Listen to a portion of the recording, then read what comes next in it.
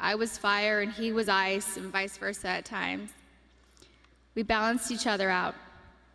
He would do anything for me. I have no idea how I deserved a man that loved and wanted me more than Kobe. He was charismatic, a gentleman. He was loving, adoring, and romantic. He was truly the romantic one in our relationship and looked forward to Valentine's Day and our anniversaries every year.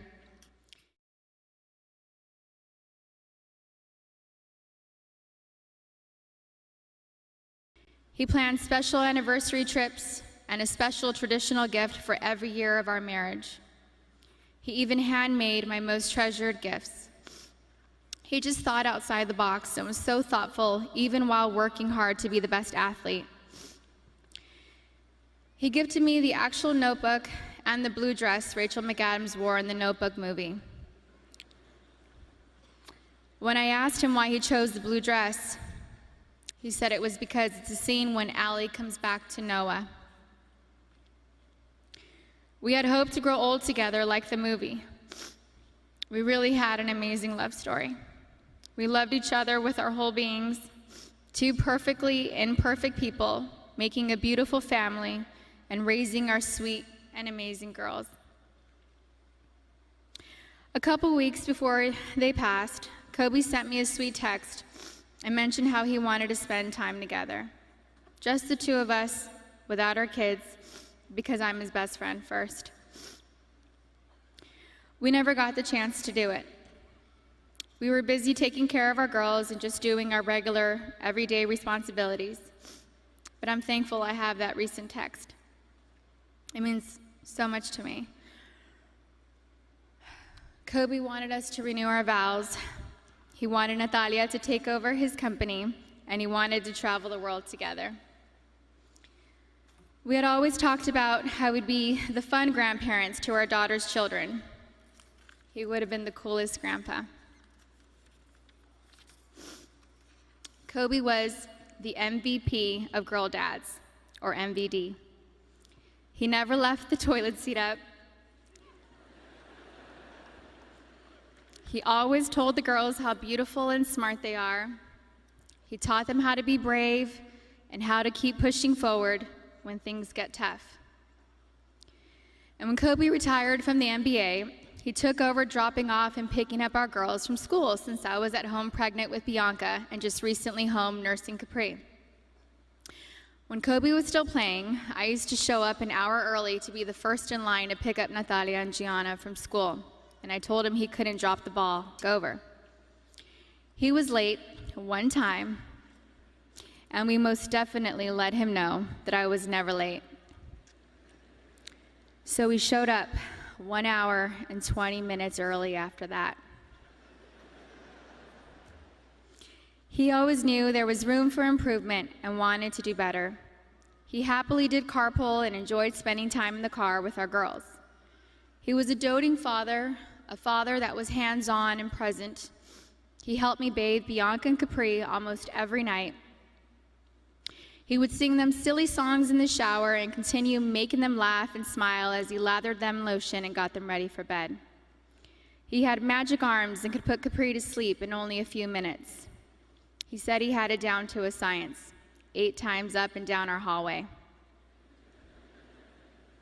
He loved taking Bianca to Fashion Island and watch her play in the koi pond area, and loved taking her to the park. Their most recent visit to the koi pond was the evening before he and Gigi passed. He shared a love of movies and the breakdown of films with Natalia. He enjoyed renting out theaters and taking Natalia to watch the newest Star Wars movie or Harry Potter films. And they would have movie marathons, and he enjoyed every second of it. He loved your typical tearjerkers, too. He liked watching Stepmom, Steel Magnolias, and Little Women. He had a tender heart. Kobe somehow knew where I was at all times, specifically when I was late to his games. He would worry about me if I wasn't in my seat at the start of each game, and would ask security where I was at the first timeout of the first quarter. and my smart ass would tell him that he wasn't going to drop 81 points within the first 10 minutes of the game.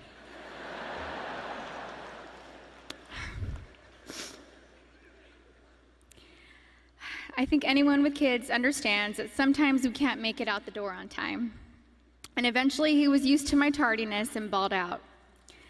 The fact that he could play on an intense professional level and still be concerned by making sure we made it to the game safely was just another example of how family came first to him.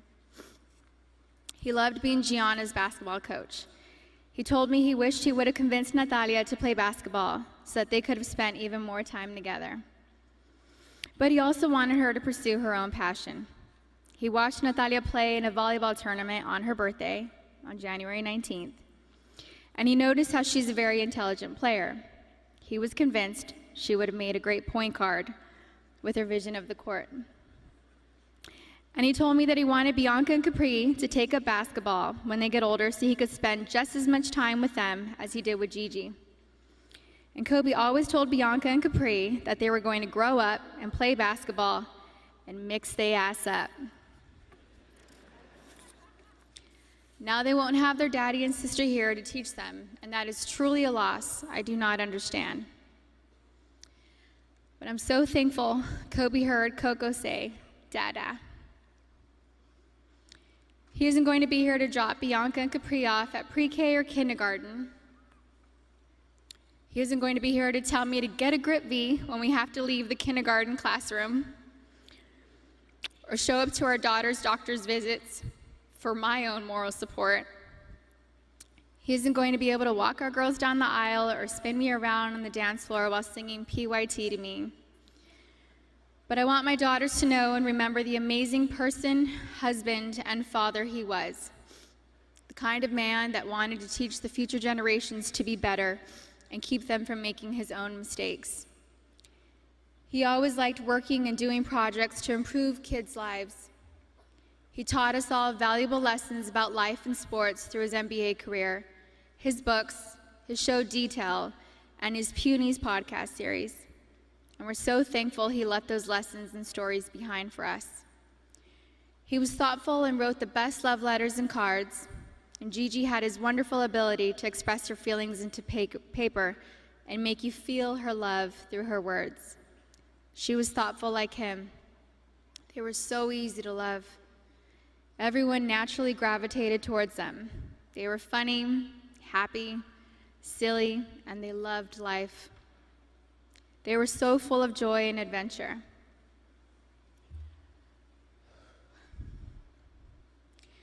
God knew they couldn't be on this earth without each other.